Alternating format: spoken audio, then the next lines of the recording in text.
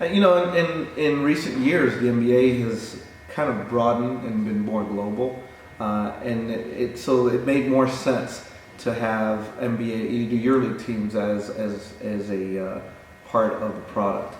We have we have NBA teams coming to London to play against different teams. They play against Madrid and Maccabi. It's exhibition games, but they're here. Me as a fan, I grew up watching. The at the time it was the Champions Cup.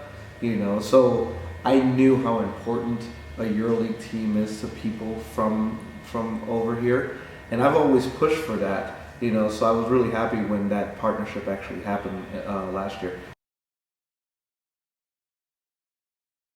Well, basketball is basketball, however you look at it. However, the NBA game, differs in physicality is one thing. The game is way more physical in the NBA, which is why you see that EuroLeague players a lot of times are more finesse oriented. Excuse me, is what I want to say.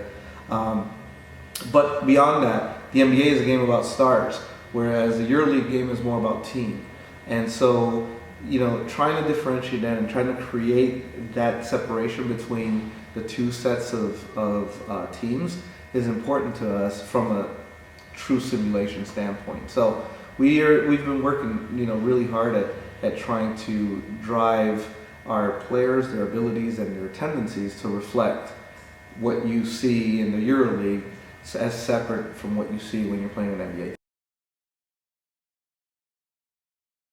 They're more focused on making sure that the superstars get their statistics and get the win, whereas in the EuroLeague, it's more important to just get the win. There's more pressure to win because the teams are battling across multiple fronts.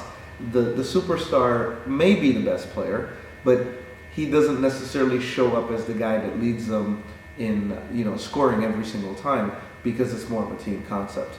EuroLeague players are not necessarily going to get more injured than an NBA player, but on the flip side, they're going to play differently.